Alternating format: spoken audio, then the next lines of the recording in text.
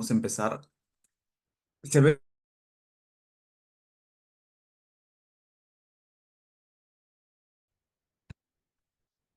Ok,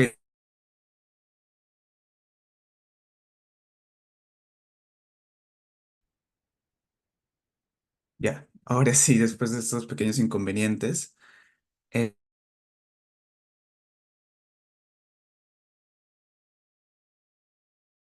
sistema nervioso central.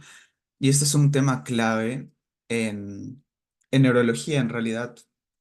Es transversal y se aprende desde anatomía, ¿no? Hasta semiología y medicina interna, y es súper útil para orientarnos en el diagnóstico de la neurología. Así que en esta clase, como ya verán en el material que ustedes disponen, está orientada para que tengan un enfoque más que nada clínico a la hora de evaluar los nervios.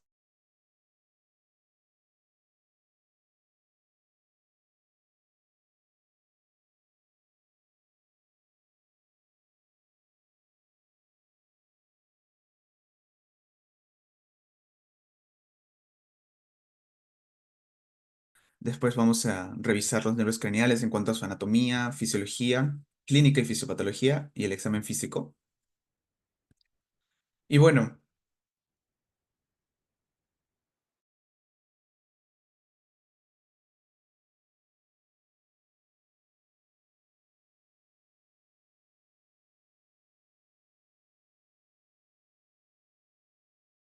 de 50 años que acuda a su médico de cabecera quejándose de visión doble y problemas para ver con el ojo derecho, o sea, es ipsilateral, perdón, unilateral. Su visión comenzó a empeorar hace aproximadamente 2 meses, ya ha empeorado lentamente. Ahora está afectando severamente su calidad de vida.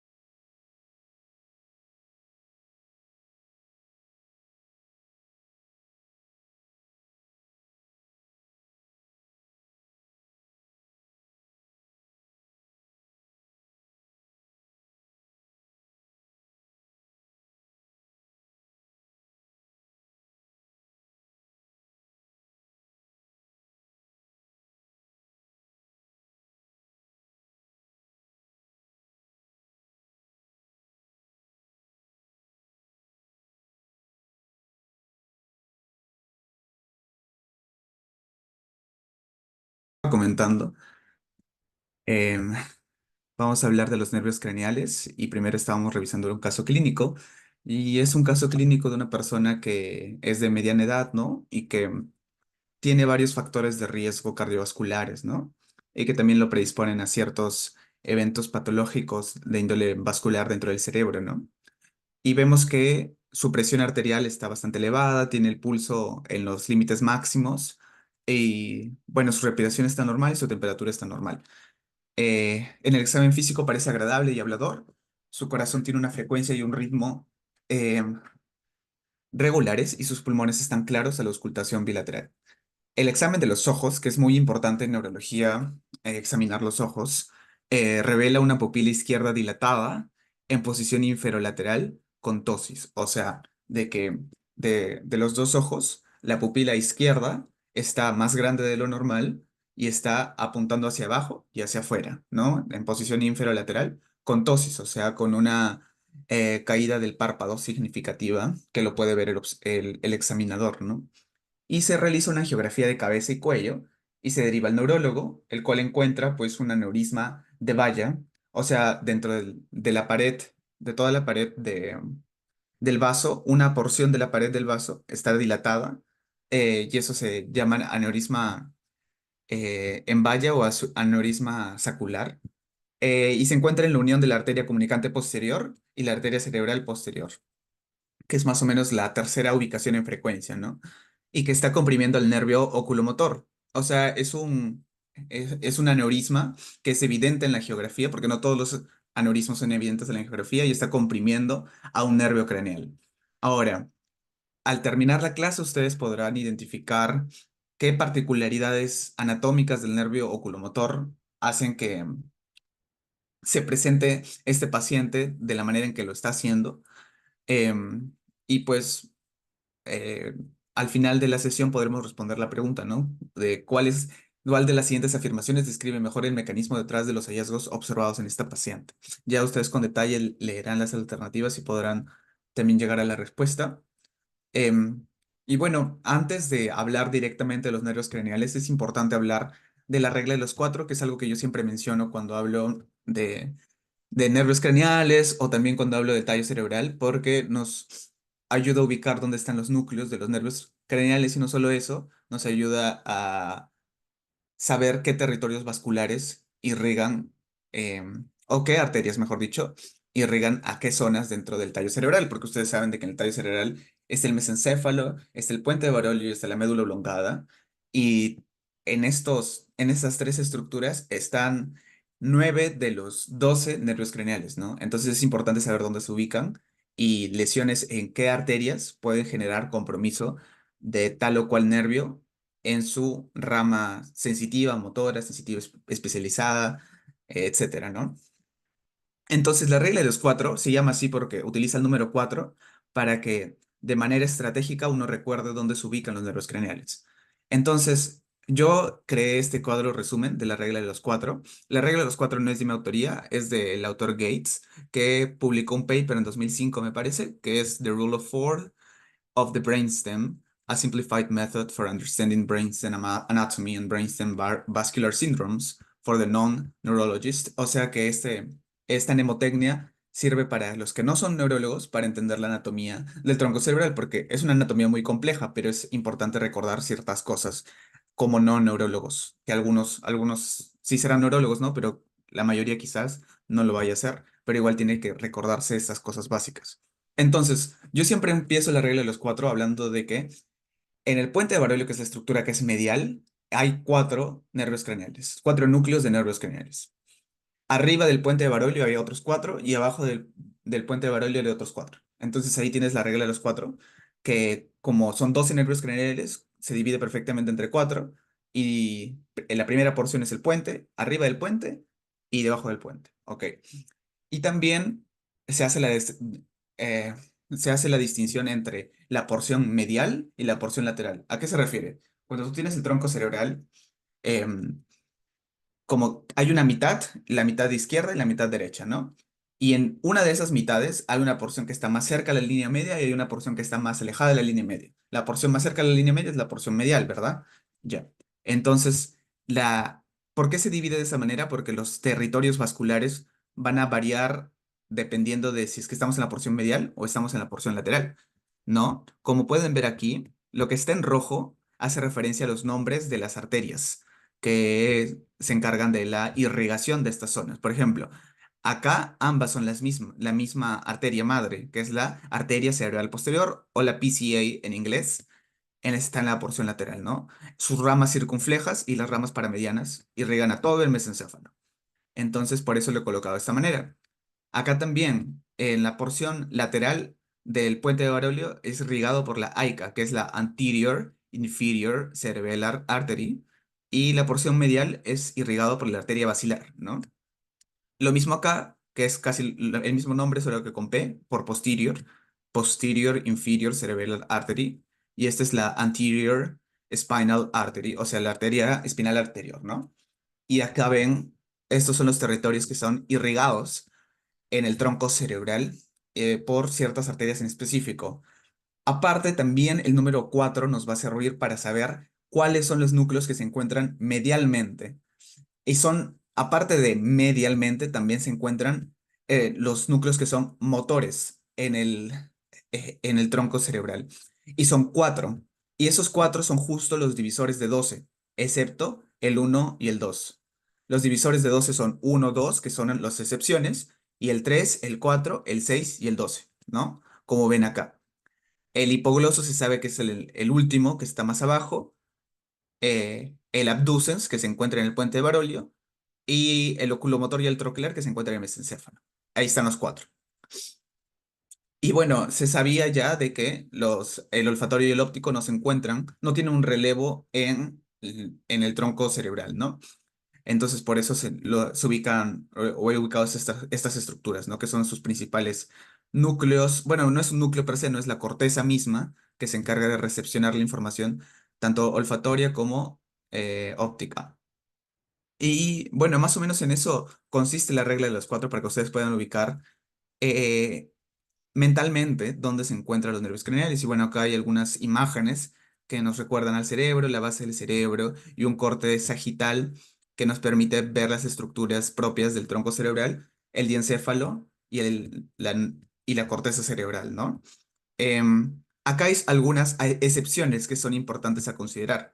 Y es que, si bien he mencionado de que el nervio trigeminal se encuentra en la parte lateral, del puente de Barolio y solamente en el puente de Barolio. Lo cierto es de que el núcleo espinal del trigeminal es lateral, o sea, sí está bien que se ubique lateralmente, pero no se encuentra solo en el puente de Barolio. O sea, que también se lo puedes encontrar a la altura del núcleo raquídeo, porque es un núcleo bastante largo, el núcleo espinal del trigeminal, que se encarga de la sensibilidad cruda, o sea, el tacto crudo, por ejemplo, o el dolor, que son las vías espinotalámicas en el resto del cuerpo, en la cara, son las vías trigeminales mediante el núcleo espinal del trigeminal, ¿no?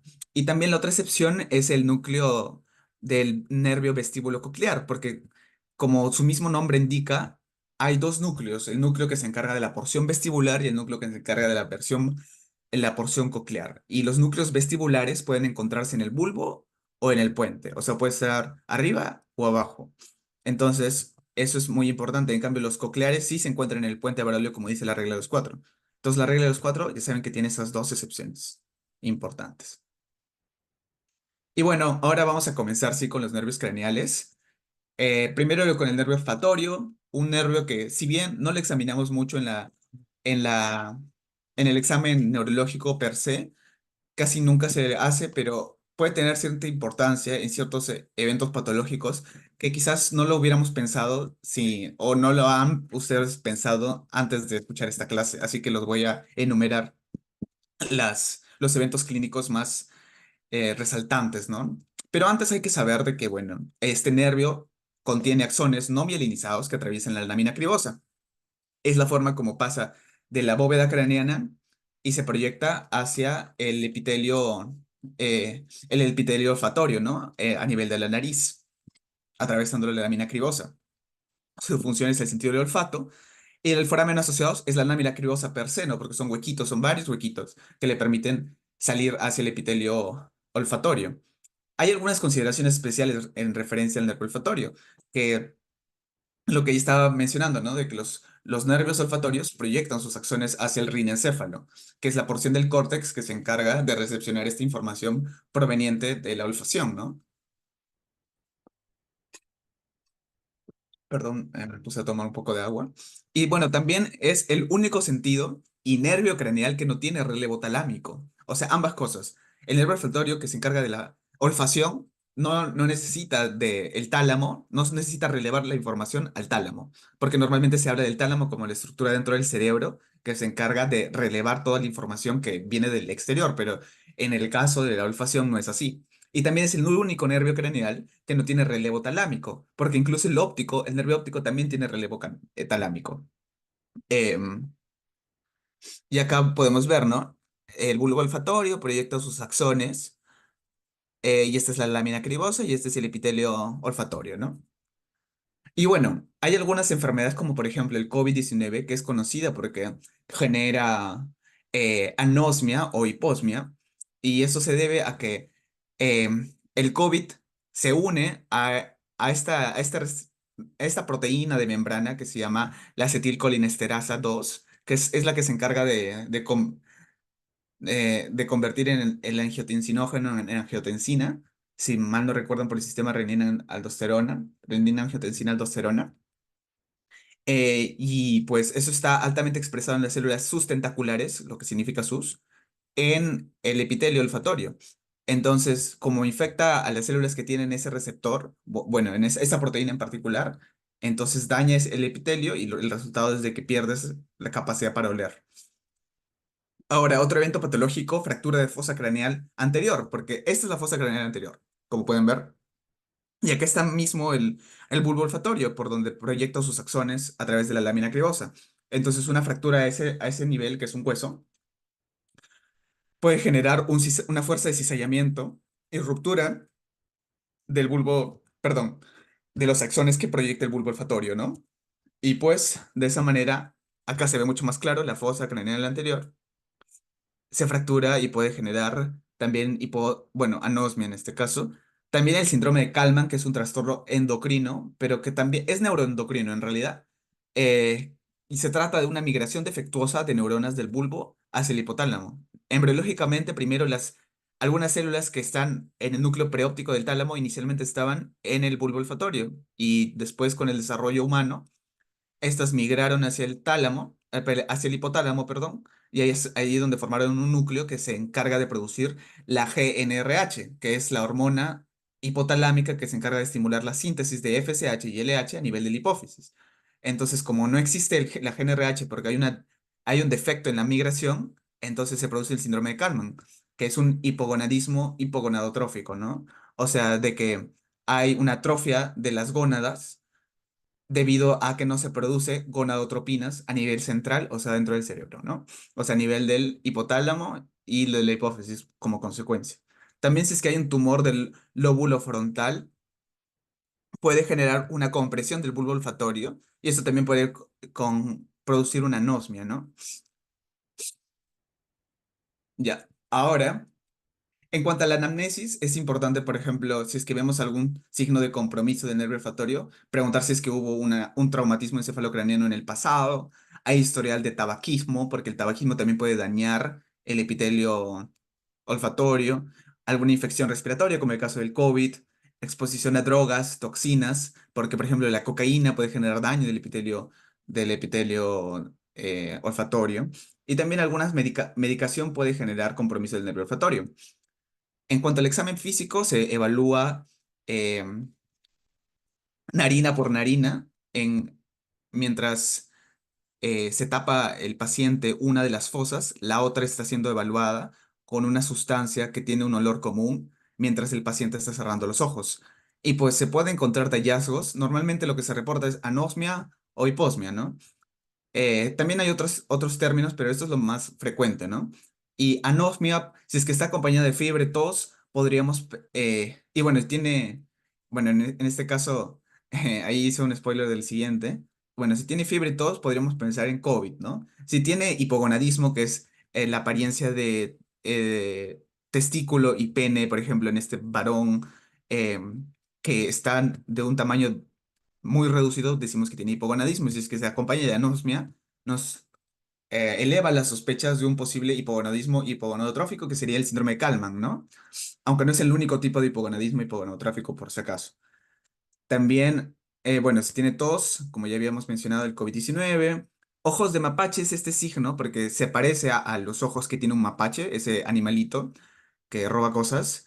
Em, Esto de acá se debe a que se fractura la fosa craneal anterior y se extravasa sangre a este nivel en los párpados, porque ahí el tejido es bastante delgadito, entonces es susceptible a que se extravase sangre si es que hay una hemorragia en la base del cráneo. Y eso pasa y se llaman el signo de los ojos de mapache, que puede significar varias cosas, entre ellas un traumatismo encefalocraniano. Por eso hay que preguntar al paciente si es que ha tenido un traumatismo. Y también inestabilidad postural, y esto de acá no sé si es que alguien sabe por qué la inestabilidad postural se podría acompañar de hiposmia. ¿Alguien sabe? De casualidad. A ver, mientras tomo agua, voy a dejar 10 segundos para ver si es que alguien sabe en el chat.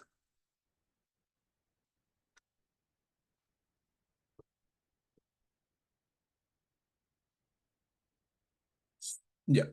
Em, ya. La inestabilidad postural es es un problema en neurología muy amplio, puede ser causado por muchas cosas, pero si es que está acompañado de hiposmia y también otros síntomas, nos podría orientar una posible enfermedad de Parkinson, porque la enfermedad de Parkinson es un trastorno del movimiento que pues se presenta con inestabilidad postural, entre otros hallazgos, como ya veremos cuando hablemos de trastornos de la motricidad, de disturbios motores. Pero bueno, se puede acompañar y es parte de sus signos no motores del Parkinson, la hiposmia, que también, por ejemplo, está acompañado con la constipación. La constipación también es un hallazgo compatible con enfermedad de Parkinson y suele anteceder esos síntomas a la aparición de los síntomas motores. En cuanto ya al segundo nervio craneal, el nervio óptico, es un nervio que va desde la retina hasta el quiasma óptico, ¿no? Desde el ojo prácticamente hasta este quiasma, desde donde parten los tractos ópticos, ¿no? Y que forman ya luego toda la vía visual. La función es claramente la visión, el foramen asociado es el canal óptico y algunas consideraciones especiales después que tiene algunas células especializadas que son los bastones y los conos. Los bastones ven la visión en blanco y negro y los conos los colores. La vaina de mielina, como es parte del sistema nervioso central, entonces también está inervado por oligodendrocitos, a diferencia de otros nervios craneales y también nervios periféricos en general, que están mielinizados por las células de Schwann, que son otro tipo celular, diferente a los oligodendrocitos, ¿no? Y bueno, aquí está el nervio óptico y por acá estaría el globo ocular y ahí vemos cómo perdón, cómo el nervio óptico penetra al globo ocular, ¿no? Una de las enfermedades que en realidad puede ser causada por mil cosas y es muy importante en evaluar. Bueno, es una entidad muy relevante en ciertas patologías, que es la neuritis óptica o inflamación del nervio óptico. Pues consiste en que es una pérdida aguda de la visión y hay un dolor ocular, normalmente que se despierta cuando uno mueve los ojos, ¿ok? Y si es que hay una neuritis óptica, se presenta el signo o las pupilas de Marcus Gunn, que es un epónimo que no necesitan recordar, pero que hace referencia a un defecto pupilar aferente relativo, el cual sí es un nombre mucho más propio que el epónimo, que simplemente nos recuerda quién lo descubrió, pero el defecto pupilar aferente relativo explica la fisiopatología del hallazgo en el mismo nombre, ¿no? Hay un defecto en la forma en cómo las pupilas responden a la luz. Es un defecto aferente porque consiste en un defecto de la recepción de la información, ¿no? Porque primero el nervio óptico capta la luz y se comunica con el cerebro para que se produzca una constricción de la pupila, porque de esa manera se protege la retina ante un incremento de la incidencia de luz. Entonces, esto se produce, por ejemplo, cuando la luz está apuntando a este ojo que está enfermo y el ojo no se pone chiquito, la pupila, perdón, no se pone chiquita. Entonces, esas son las pupilas de Marcus Gunn con un defecto pupilar aferente relativo. Y es relativo, ¿por qué? Porque es relativo al ojo que está sano. Como ven, este ojo está sano y sí se hace chiquita la pupila, en cambio en el ojo afectado no se hace chiquita. Ese es un defecto pupilar aferente relativo o pupilas de Marcus Gunn. ¿Ok? También algunos medicamentos pueden ser tóxicos para el nervio óptico, como el etambutol. El etambutol genera cambios de la agudeza visual y genera también una cosa que se llama ceguera rojo-verde. Y eso hace referencia a que el paciente no puede discernir entre ambos colores, los percibe como si fueran iguales. Y el etambutol es muy importante, ustedes saben que es muy importante para la primera fase en el tratamiento de la tuberculosis en cualquiera de los escenarios, ¿no? Ya sea en un paciente con coinfección con VIH, sin coinfección con VIH o las otras variantes, igualitos, siempre en la primera fase se tiene dentro del esquema el etambutol, entonces es muy importante tener en cuenta sus efectos adversos. También la hipertensión endocraniana como esto se puede entender por simple lógica, ¿no? Como el nervio óptico, pues tiene encima a todo el encéfalo prácticamente, entonces es susceptible a que algo que incremente la presión dentro del cerebro genere un daño en el nervio óptico, ¿no? Y y ese daño puede ser eh, muy relevante porque disminuye el flujo axoplasmático, ¿no? Y eso puede generar eh, hallazgos como el papiledema, ¿no? Que es un hallazgo de hipertensión endocraniana y que se hace al hacer un fondo de ojo, ¿no? Y por eso el fondo de ojo también es un examen importante del nervio óptico. Por ejemplo, Algo clásico también, un adenoma pituitario, un macroadenoma, puede comprimir el quiasma óptico y puede generar hemianopsia bitemporal. O sea, un campo visual está ciego y ese campo visual es en la región temporal, en ambos ojos. O sea, las regiones el campo visual, la mitad que se aleja más de la línea media en ambos lados. Se va a entender mejor cuando enseñe una imagen de eso. Y bueno, este es el macroadenoma y este es el signo del muñeco de nieve que tendría en una resonancia magnética, ¿no? Como pueden ver aquí. Ya. Acá, dentro de la anamnesis del nervio óptico, pues si es que se acompaña de cefalea, de déficits visuales, hay algunos antecedentes patológicos importantes o medicación, es importante saber a la hora de preguntar acerca del nervio óptico o cuando estamos evaluando el nervio óptico y sospechamos de alguna enfermedad que lo comprometa.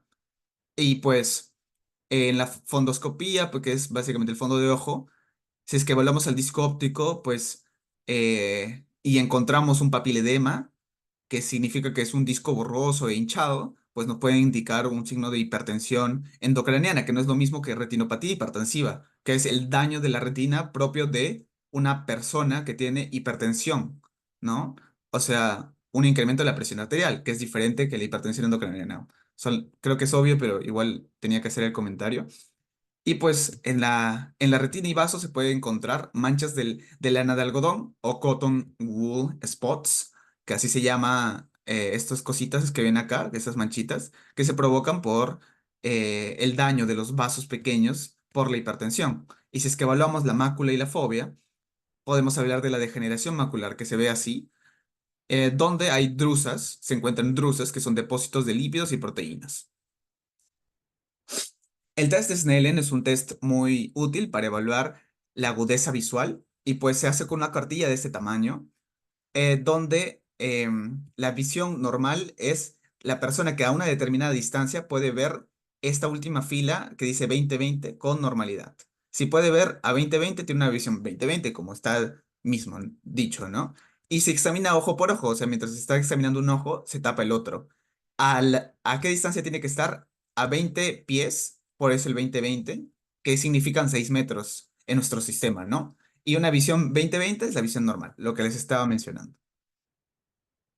Ahora, algunas cositas sobre la vía visual. La vía visual es un tanto compleja, pero para entenderla, simplemente hay que pensar en ella en base a la anatomía principalmente y también la fisiología de la vía visual.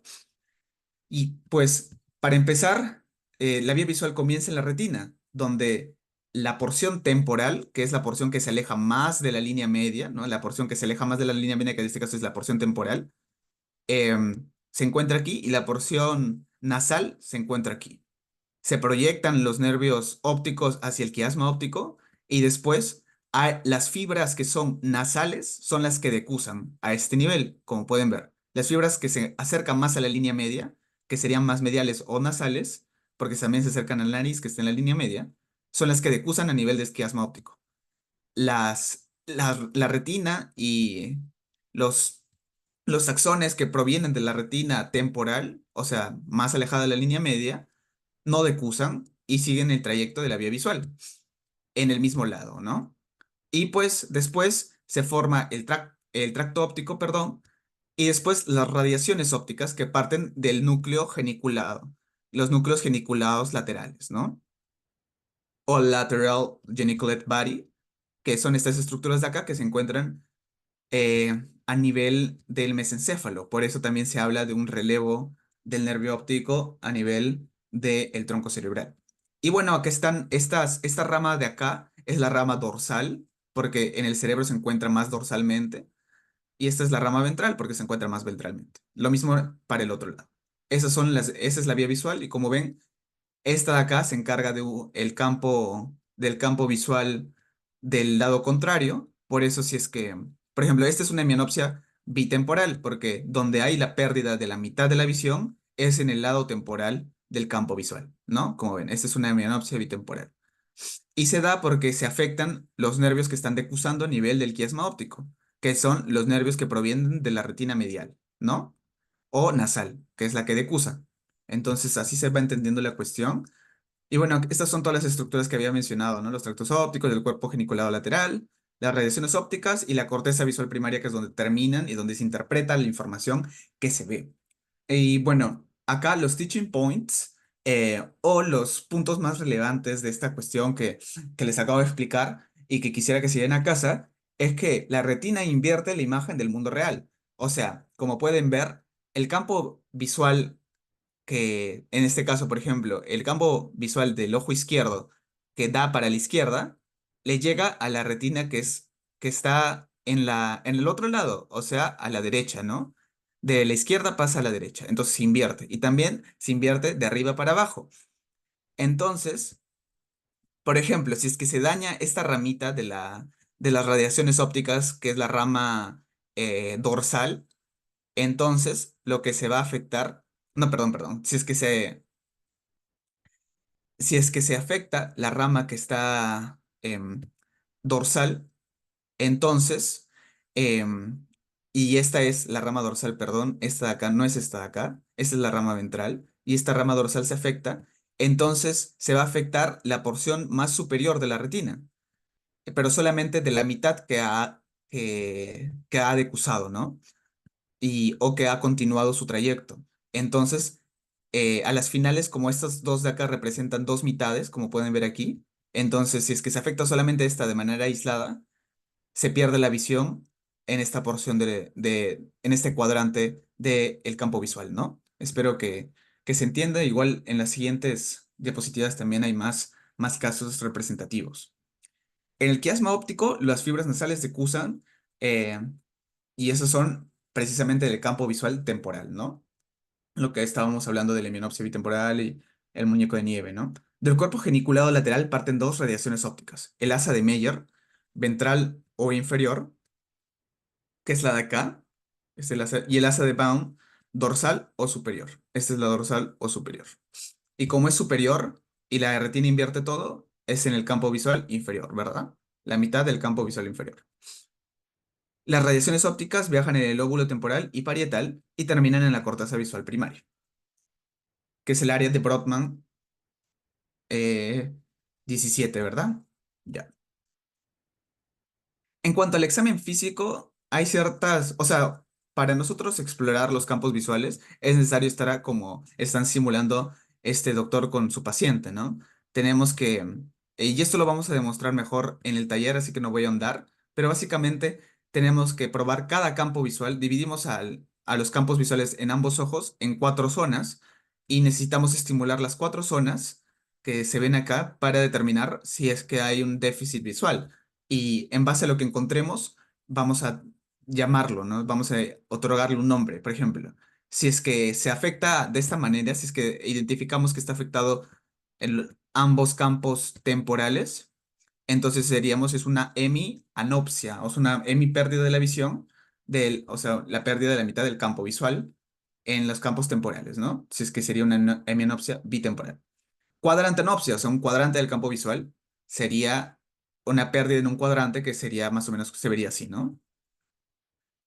Anopsia es déficit visual, temporal es el hemicampo visual lateral, nasal es hemicampo visual medial, y respeto macular es esta porción de aquí que corresponde a la mácula, que es el área dentro de la retina que tiene la mayor densidad de fotorreceptores, por lo tanto está bastante representada en el campo visual, y es más o menos el centro, ¿no? Como vemos acá, no está, la pérdida visual no compromete la mácula, porque la mácula en algunas situaciones puede respetarse, ¿no? Porque tiene irrigación que también le llega en su porción, en su representación en la corteza cerebral visual, ¿no? Pero eso ya lo explicaré más adelante. Y como mencionaba, una hemianopsia bitemporal se puede causar por un microadenoma, perdón, un macroadenoma pituitario o hipofisiario, que si es un macroadenoma significa que es mayor a 1 centímetro, ¿verdad? La hemianopsia homónima eh, puede ser por un daño del tracto óptico.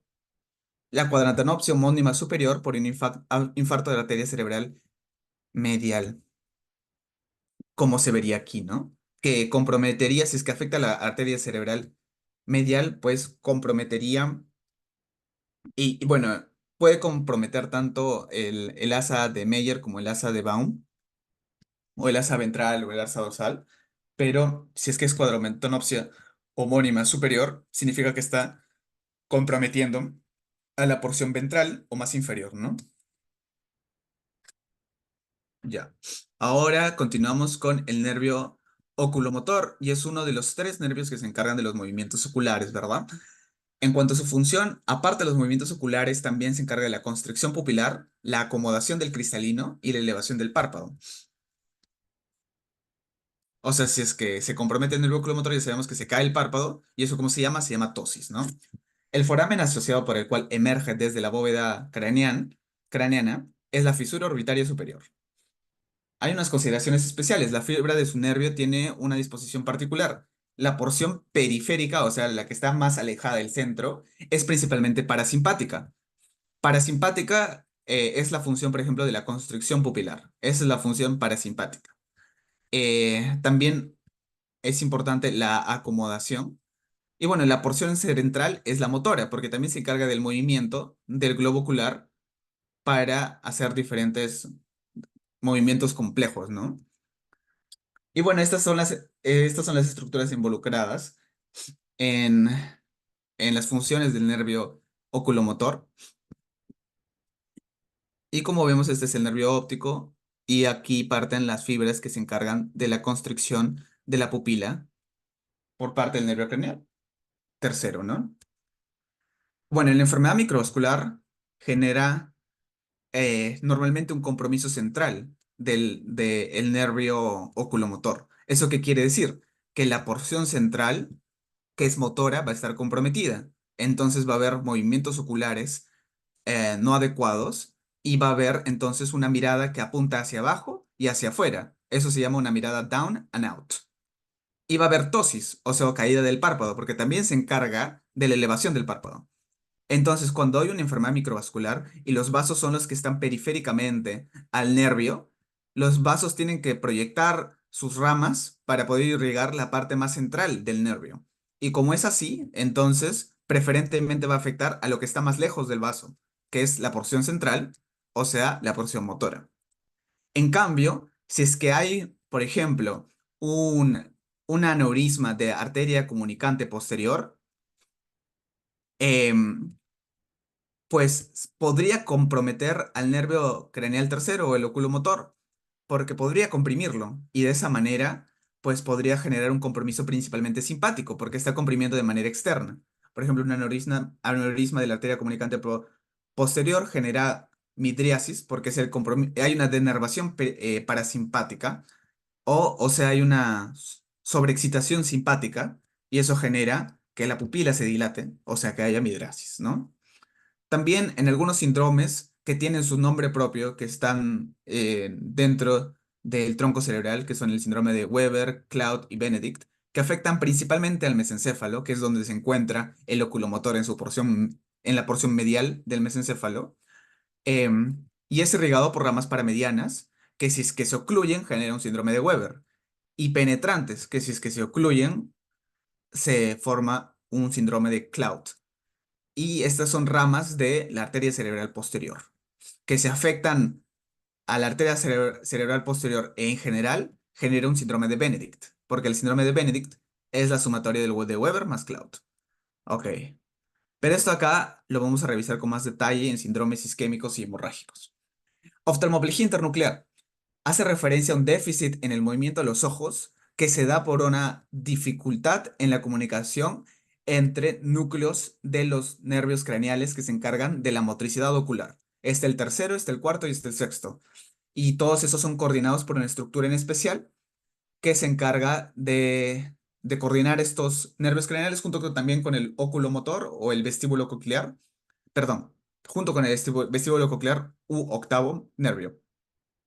Y pues esta oftalmoplegia internuclear es un fenómeno complejo que caracteriza a una enfermedad llamada esclerosis múltiple y que sería muy complejo explicarlo ahorita por la brevedad del tiempo que tenemos. Entonces los dejaré a que lo podamos discutir en otro momento. Si es que preguntan algo acerca de eso, con gusto lo respondo. Em, ya. Luego seguimos con el nervio patético troclear y es el nervio que tiene una característica anatómica, es el único que emerge posteriormente. Los demás nervios craneales emergen en la cara anterior del tronco cerebral o, en su defecto, en otra porción del encéfalo, ¿no?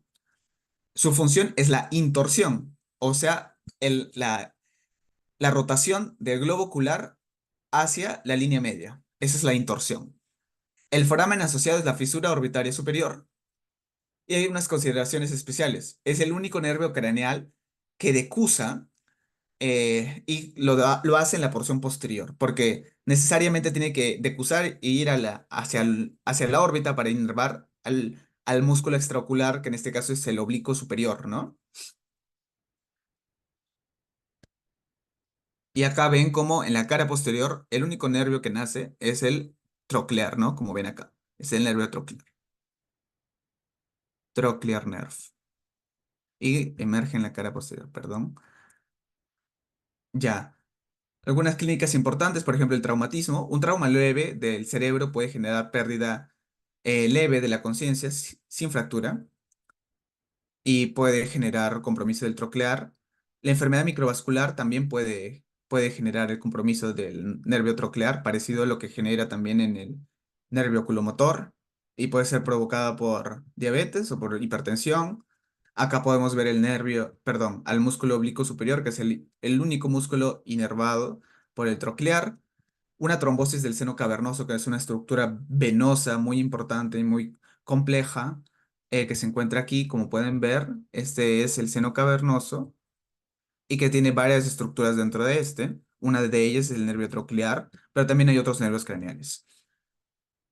Y pues, como hay en una trombosis del seno cavernoso, se afectan todas las estructuras que pasan por ahí, entonces puede provocar oftalmoplegia porque se afectan los nervios que pasan por ahí, que son justo los oculomotores.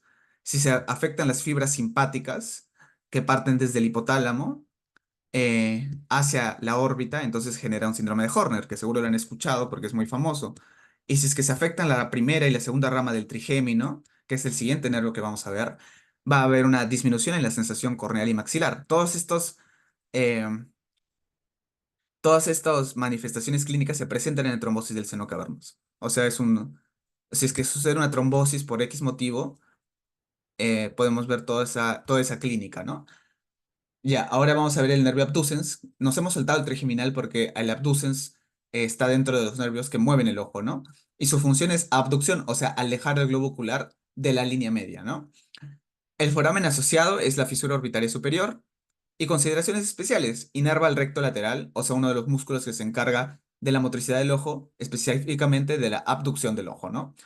Es un, Su núcleo está rodeado por la rodilla interna del facial. Hay una imagen posteriormente que muestra bastante bien esa rodilla interna, así que en ese momento lo explicaré. Y por eso, por esa proximidad en estas estructuras, es que se suelen presentar su fenomenología, o sea, sus signos clínicos se suelen presentar juntos, salvo que la afección sea en otro lado de, del trayecto del nervio, ¿no?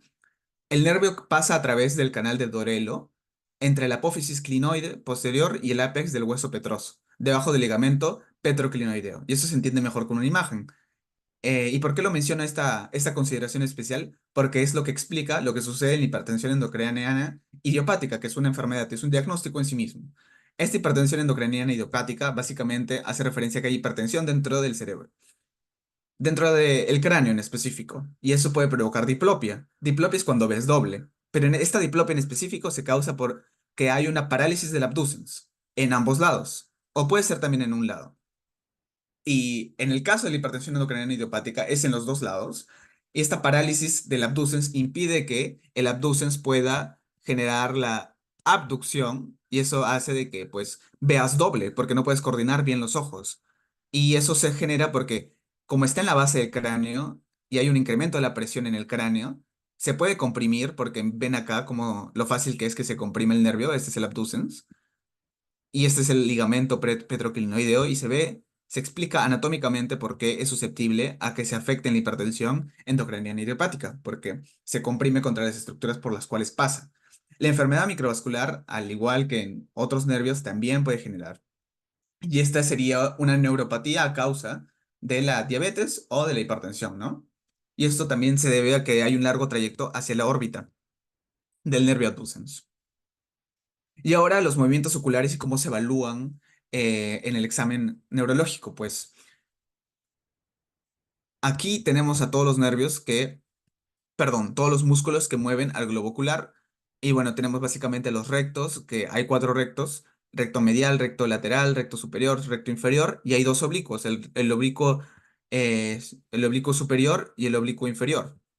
Eh, Casi todos son inervados por el oculomotor, excepto el oblicuo superior, que es inervado por el troclear, y el recto lateral, que es inervado por el abducens, ¿no?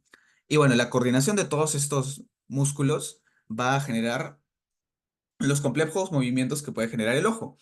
Y estos movimientos tienen diversos nombres dependiendo de qué está haciendo el ojo, ¿no? Si es que el ojo mira hacia arriba, eso es elevación. Si es que mira hacia abajo, eso es depresión. Si es que mira alejándose de la línea media, es abducción. Si es que mira acercándose a la línea media, es aducción. Si es que rota hacia la línea media o hace una rotación interna, es intorsión. Y si es que se rota hacia alejándose de la línea media, es extorsión, ¿no? Y como ven acá, este es un ojo que está apuntando hacia abajo y está abducido. Y esto se puede provocar por una neuropatía diabética, porque en la enfermedad microvascular se puede generar compromiso del oculomotor de su porción central, como estaba hablando, ¿no? Y esa porción central es principalmente motora, entonces por eso este ojo no tiene un nervio oculomotor funcionante y por eso está apuntando hacia abajo y está apuntando hacia afuera. Esa es la mirada down and out, por sus nombres en inglés.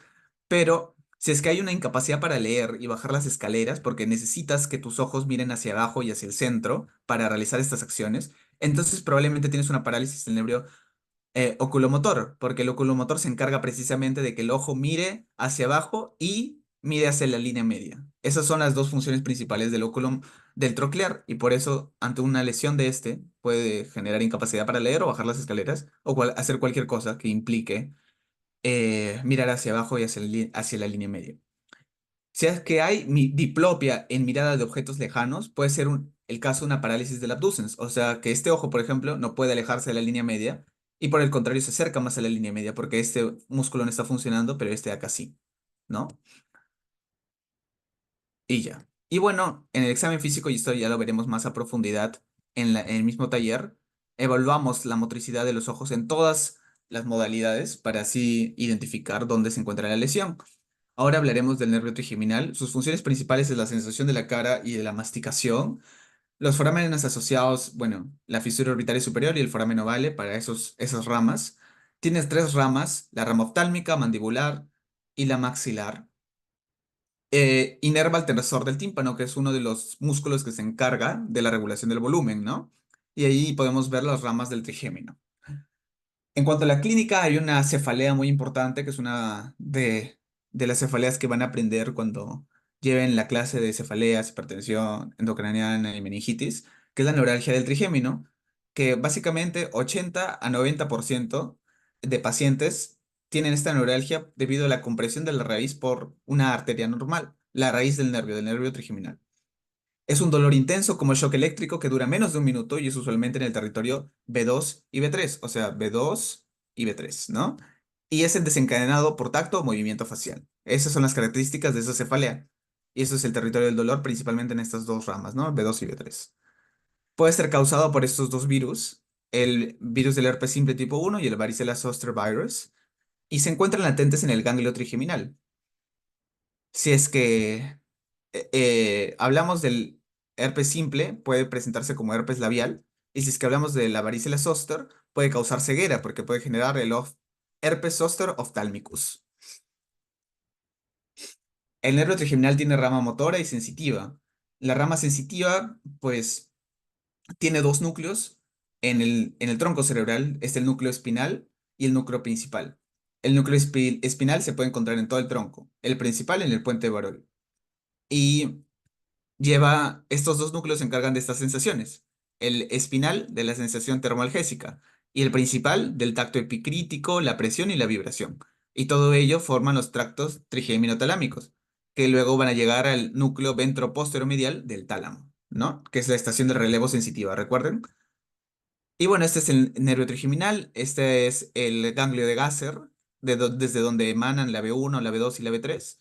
Y este es el nervio trigeminal que eh, aporta a todas estas estructuras que son sus núcleos, ¿no? Este es el núcleo motor, este es el núcleo mesencefálico, este es el núcleo principal sensitivo y este es el núcleo sensor, perdón, el núcleo espinal del trigeminal, ¿no? Que es el que se encarga de la sensación termoergésica. En cuanto a la rama motora, hay un núcleo motor que se encuentra acá, como pueden ver, y se encarga principalmente de los músculos de la masticación, que es el temporal, el macetero, el tiroideo lateral y medial. La motoneurona superior se encuentra en la corteza motora primaria y la motoneurona inferior se encuentra en el puente de Barolio lateral, como pueden ver aquí. Y también lo pueden encontrar aplicando la regla de los cuatro, ¿no? Y bueno, el pterigodeo lateral lateraliza la mandíbula hacia el lado contralateral. O sea, si es que es izquierda, genera de que la mandíbula se lateralice hacia la derecha, ¿no? Como ven aquí, por sus inserciones en particular, las contracciones del músculo generan eso. Ahora, ¿cómo evaluamos al nervio facial? El nervio facial, bueno, algunos comentarios anatómicos antes de eso. Sus funciones principales son los movimientos de la cara, salivación, sensación somática y visceral. El foramen asociado es el meato acústico interno, por donde también emerge el vestíbulo coclear, o sea, el octavo. Consideraciones especiales. Las fibras infrapontinas del núcleo facial forman una rodilla alrededor del núcleo abducens, o sea, del sexto. Lo que estaba hablando, y aún no les muestro la imagen, pero me parece que en la siguiente slide se encuentra. La inervación motora de la porción inferior de la cara solo se corresponde con la corteza contralateral, no la ipsilateral. Ahora, esto también lo voy a explicar mejor con una imagen, así que aguardamos un poco. Y también inerva al músculo estapedio, que también se encarga de la regulación del volumen, al igual que el músculo tensor del tímpano, que es irrigado por otro nervio, el nervio trigeminal, del cual ya discutimos, ¿no? En cuanto a la clínica, todos hemos escuchado de la parálisis idiopática de Bell, espero es uno de los temas más comunes en neurología, y pues se caracteriza por una afectación periférica del nervio facial, que desencadena una debilidad ipsilateral en los músculos superiores e inferiores de la cara, ¿no? Hay una hiperacusia porque no hay un adecuado funcionamiento del músculo estapedio que regula el volumen. Hay déficit en el gusto porque el facial también se encarga de la sensación especial, que es el gusto. Y hay un déficit de la lacrimación ipsilaterales porque también se encarga de la inervación visceral para poder provocar lágrimas, ¿no? Y eso es como se vería una parálisis periférica de Bell, ¿no? Parálisis periférica del facial que se vería acá, ¿no? Como este paciente que no puede sonreír en este lado, en su lado izquierdo. También hay un síndrome que se llama el síndrome de Ramsay-Hunt, que se genera por activación del virus de varicela zoster en el ganglio geniculado, que es uno de los ganglios del nervio facial, y provoca una triada, parálisis del nervio del séptimo, ipsilateral, dolor de oído, vesículas en el canal auditorio o aurícula. Y básicamente es un herpes zóster que afecta al oído, ¿no? El síndrome de Ramsay-Hunt. Y uno de los casos célebres del síndrome de Ramsay-Hunt es lo que le pasó a Justin Bieber, ¿no? Como pueden ver, y este es el fenómeno de Bell, donde el paciente intenta cerrar los ojos pero no puede, y vemos cómo el globo ocular se eleva en este lado, ipsilateral a la lesión, donde es el lado con la parálisis facial. Y el síndrome de Foville también es uno de los síndromes que tiene epónimos y que son síndromes provocados por alguna oclusión vascular en el tronco cerebral. En este caso es una oclusión de las ramas de la arteria basilar que irrigan el puente baróleo medial por la regla de los cuatro. Y pues, como ven acá, arteria basilar en sus ramas paramedianas, ¿no? En cuanto a la anatomía, y esto es algo súper importante que a veces confunde, y es que la porción superior de la cara es diferente de la porción inferior de la cara en cuanto a su inervación motora. La inervación motora de la porción superior de la cara, la cual se encarga también de cerrar los ojos, o sea, del orbicular del ojo, recibe información de ambas cortezas, de la corteza contralateral y la corteza ipsilateral. Entonces, si es que se afecta una corteza, no importa porque la otra corteza puede suplir la función de la otra y solamente con una corteza puedes controlar a la porción superior que también involucra los ojos. En cambio, si se afecta la corteza contralateral, la porción inferior de la cara solamente tiene inervación de esta corteza contralateral. Y eso va a significar de que si se afecta un lado del cerebro, en particular el que compromete las fibras que parten desde la corteza motora y que pasan a través de la cápsula interna, entonces se podría provocar un fenómeno como este, donde en un lado la porción superior está preservada en su motricidad, en cambio la porción inferior no, como se ve aquí. Entonces, si es que hay una lesión al núcleo o al nervio facial, es una parálisis de la hemicara ipsilateral completa, porque aquí lo que se está dañando no es la corteza, sino lo que se está dañando es el núcleo o el nervio. En este caso, se daña la corteza o los axones que se proyectan desde la corteza hacia el núcleo que se encuentra en el tronco cerebral. Entonces, como ven, son dos lesiones que pueden deberse a millones de cosas, pero es importante discernir si es que nos encontramos de una parálisis periférica o central. Hay muchos pacientes que pueden presentar parálisis faciales y es una pregunta recurrente que les van a hacer si es que nos encontramos ante una parálisis facial periférica o central, así que deben de saberlo identificar semiológicamente. Ahora, en el examen físico, esto más a detalle lo vamos a explicar en el taller, pero acá quería recordar de las funciones principales y también de la anatomía del nervio facial. Acá, como ven, este es el nervio facial que proyecta su rodilla alrededor del abducens, como ven aquí. Esta es la rodilla del nervio facial. Y después ya sale hacia el ganglio geniculado, del cual parten diferentes ramas, ¿no? Que se encargan de irrigar diferentes estructuras para cumplir diferentes funciones. Por ejemplo, eh, para regular el oído del ganglio geniculado parte la rama que inerva el músculo estapedio, ¿no? Para los músculos de la mímica, de allí también parte, ¿no? La inervación. Para el orbicular del ojo, para la nariz, para el orbicular de la boca, etcétera, ¿no? Para la salivación también de la cuerda del tímpano, que parte desde el ganglio geniculado, también va a partir tanto las fibras que son necesarias para la salivación, como las fibras que son necesitadas para el gusto, ¿no? Porque el facial también se encarga del gusto en los dos tercios anteriores de la lengua. Hay algunos puntos importantes para recalcar. El nervio intermedio o de Rysberg se encarga de la salivación, gusto y somatosensación propias del facial, porque el facial cuando emerge del tronco cerebral no está solo, sino que al lado hay un nervio accesorio que se dice que es parte de él, pero en realidad es un nervio en sí mismo, que es el nervio de Rysberg. Y es una particularidad anatómica importante para los que les interesa neurología. El músculo estapedio es el músculo más pequeño del cuerpo, que es el que se encarga de la regulación del sonido, junto con el tensor del tímpano, y se encarga de la regulación del sonido, ¿no? Como ahí pueden leer. Su lesión causa hiperacusia, o sea, de que percibes los sonidos demasiado fuertes, ¿no? Porque no los puedes regular. Los músculos de la cara superior tienen inervación de las cortezas motoras de ambos lados. Protegen el ojo, porque el ojo es tan importante que necesita de ambas cortezas. Entonces, si es que una corteza se daña, una corteza motora primaria se daña, la otra corteza puede suplir sus funciones solamente en la porción de la cara superior, recuerden. Ahora vamos a hablar del nervio vestíbulo-coclear, ya estamos acabando. En cuanto a su función es la audición y el equilibrio. Eso está bastante claro, ¿no? La porción coclear se encarga de la audición y la porción vestibular se encarga del equilibrio.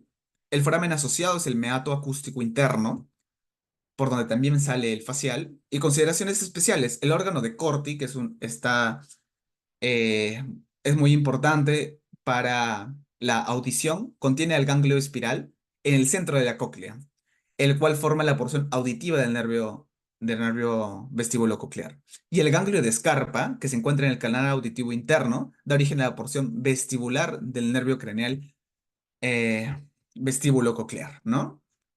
Y acá podemos ver la cóclea, y en el centro de la cóclea, ya saben cuál está, el ganglio espiral, ¿no? Y también el ganglio de Scarpa en el canal auditivo interno.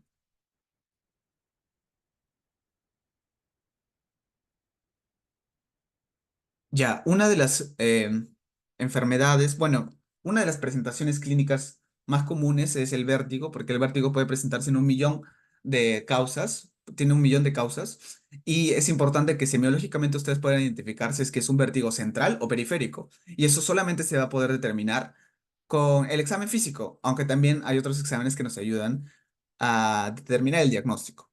Pero en líneas generales, el vértigo, cuando alguien presenta vértigo, no importa si es que es central o periférico, tiene una sensación de que está rotando a pesar de que su cuerpo está inmóvil. Pero la diferencia es que en el central, el vértigo central, se suele afectar otros nervios craneales y el cerebelo. O sea, va a tener clínica de déficits de otros nervios craneales y también puede tener clínica del cerebelo. En cambio, el vértigo periférico afecta al nervio y por lo tanto se presenta con signos que solamente competen a ese nervio. Y también el vértigo central y periférico compromete el reflejo óculo-cefalogiro, el cual es importante porque evalúa la función del fascículo longitudinal medial o LFLM, que es el que comunica a los nervios oculomotores y también al nervio vestibulococlear, como había mencionado, o sea, los nervios 3, 4, 6 y 8. Los déficits auditivos, o sea, pérdida de la audición, pueden ser sensorineurales y conductivos, y la forma en cómo vamos a determinarlos también se agencia de la semiología. Entonces, primero hay que esclarecer cuál es la diferencia entre un déficit auditivo sensorineural y otro conductivo. El déficit sensorineural es un problema con el oído interno o más adentro. O sea, porque saben de que del oído parte el nervio vestibulococlear y ese nervio tiene sus núcleos que se encuentran a nivel del puente de Barolio o médula oblongada, y de allí se proyectan ya sea el cerebelo o ya sea la corteza olfatoria primaria, ¿no? En cambio, si es que es un déficit conductivo, tiene que ver con un déficit en la conducción de las ondas sonoras. Y eso se debe a un problema en el oído externo o medio. Por ejemplo, algo súper típico, que tengas un tapón de cerumen en tu oído, que genera que no se puedan conducir las ondas sonoras de manera adecuada y eso genera problemas en la audición, un déficit en la audición. También un déficit sensorineural genera que el oído afectado no puede percibir sonido. En cambio, en el déficit auditivo conductivo, el oído afectado intenta percibir más sonido, porque como está bien el nervio y está bien la estructura del oído, entonces va a intentar percibir más sonido para compensar la obstrucción que tiene. En el examen físico, para evaluar la rama coclear, o sea, la rama encargada de la audición, se utiliza la prueba de Weber y la prueba de Rinne. No las voy a explicar ahorita porque lo vamos a ver en el taller de neuro, pero los teaching points es de que cuando le colocas en la prueba de Weber, en el centro del cráneo, el diapasón, y el paciente te dice que escucha mejor en un lado que en otro, eso se llama lateralización. Y el oído en el que escuche mejor nos va a orientar a diferentes cosas dependiendo de los resultados de la prueba de Rinne también. Primero se hace la prueba de Weber porque la lateralización implica que hay un problema en la audición. Si no hay lateralización, puede ser que sea una audición normal o que sea un déficit auditivo sensorineural, ya con otras variables en cuenta. Conducción hace referencia al versus entre la conducción de hueso versus la conducción de aire de las ondas sonoras, porque las ondas sonoras pueden ser transportadas ya sea por algo sólido o por el aire. El componente vestibular no suele evaluarse en el examen neurológico general. Eso es algo importante, porque no lo vayan a evaluar necesariamente en todos los pacientes, ¿no? Ahora pasamos al noveno y al décimo, al glosofaringio y el vago. En cuanto a los comentarios de anatomía respecto al nervio glosofaringio, es que sus funciones principales son la deglución, la sensación de la faringe superior. Esto es muy importante para el reflejo nauseoso, porque si es que estimulas sensitivamente la porción de la faringe superior, puedes generar vómito, porque el nervio glosofaringio que se encarga de esa sensación se comunica con el nervio vago a través del núcleo del tracto solitario y genera el reflejo de arcada, ¿no? Foramen asociado es el foramen yugular y consideraciones especiales se conecta con tres núcleos de tronco encefálico: núcleo ambiguo, núcleo salivatorio inferior y núcleo del tracto solitario. eh, Inerva al músculo estilofaringio, que es el elevador de la faringe, ¿no? Pero un ratito voy a tomar un poco de agua.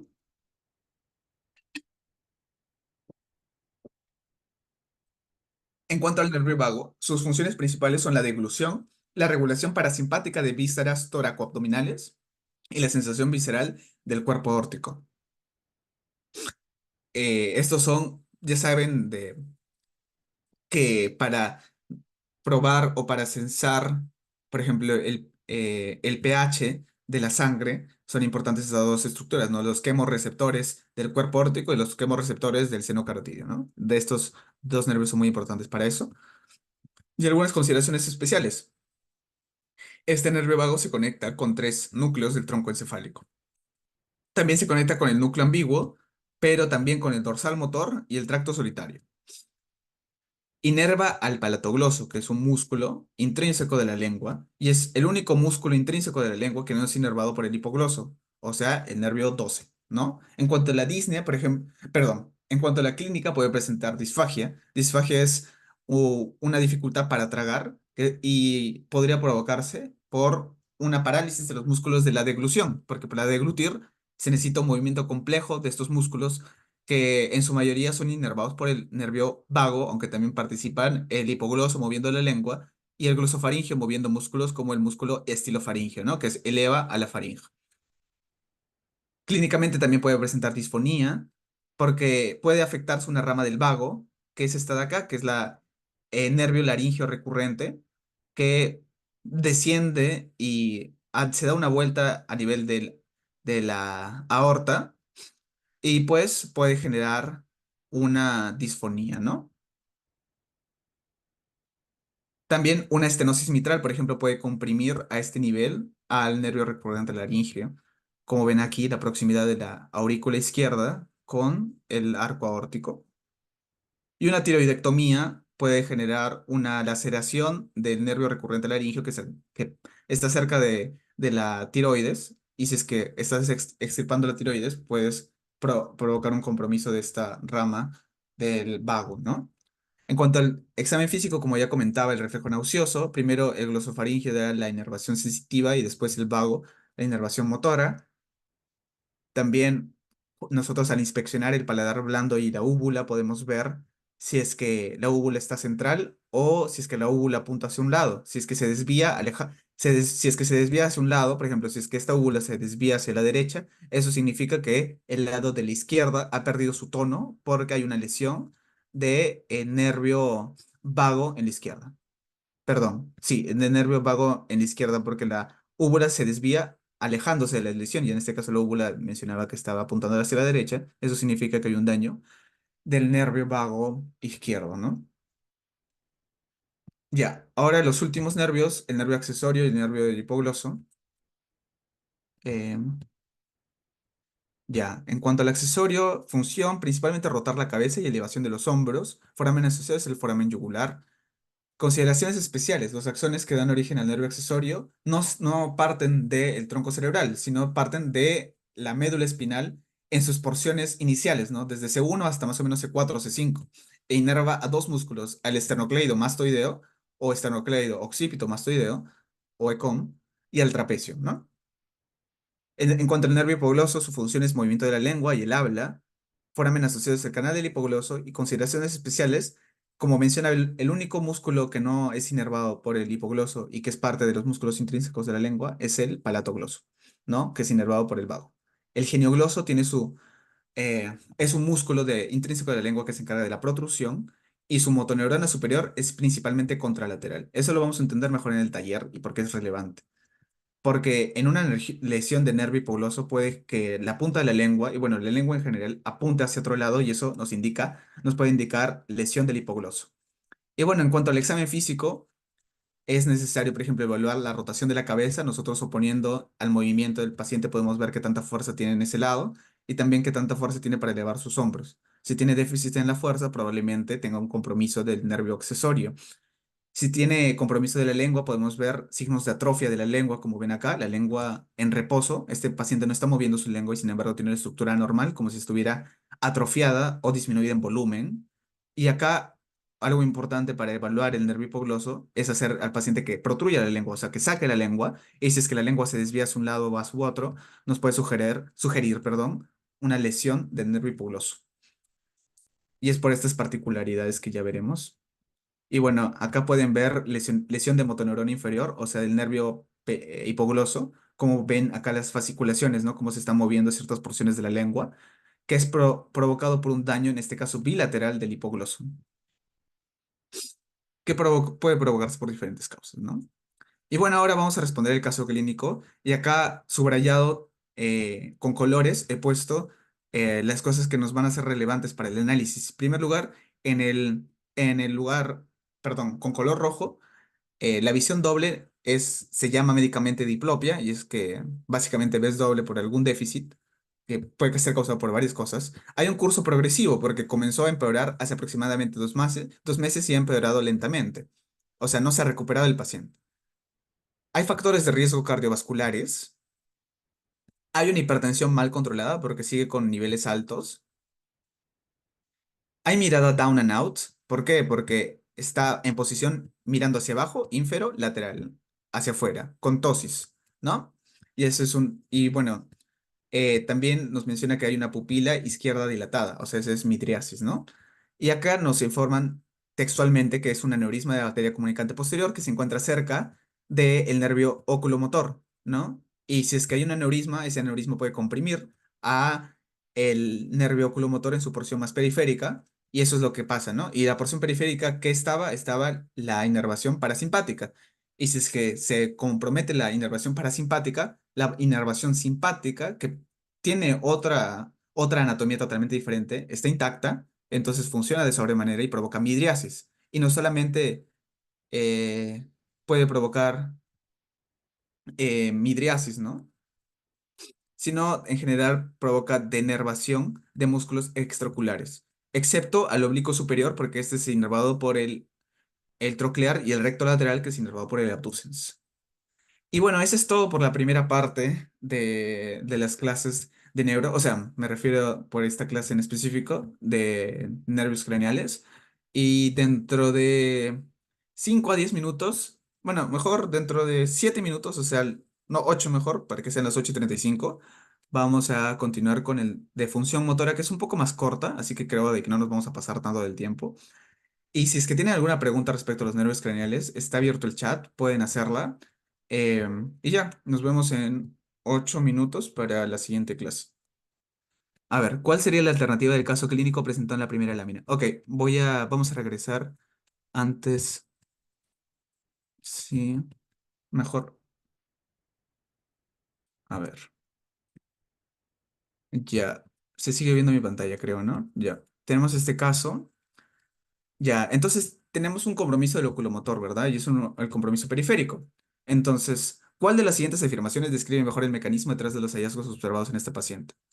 ¿Las fibras nerviosas parasimpáticas del ojo de este paciente se activan? No, al contrario, ¿no? Como está comprimiéndose el nervio en su parte periférica, entonces hay una denervación parasimpática, una inactivación. B, el músculo oblicuo superior sin oposición rota el ojo hacia abajo. Y en este caso, bueno, el músculo oblicuo superior lo que hace es, se encarga de la intorsión, o sea, de la rotación interna y de la depresión del ojo, ¿no? Entonces, lo que genera que el ojo mire down and out, o sea, hacia abajo y hacia afuera, es de que el abducens y el troclear están actuando solos, ¿no? El músculo oblicuo inferior sin oposición rota el ojo hacia abajo. Ya, el músculo oblicuo inferior, que es el encargado, es el que está inervado em, perdón, por el óculo motor, o sea, el tercero, el nervio oblicuo inferior.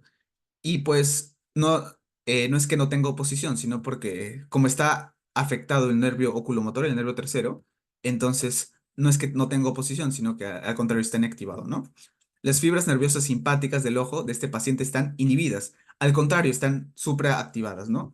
Y como el músculo recto medial sin oposición rota el ojo en dirección lateral.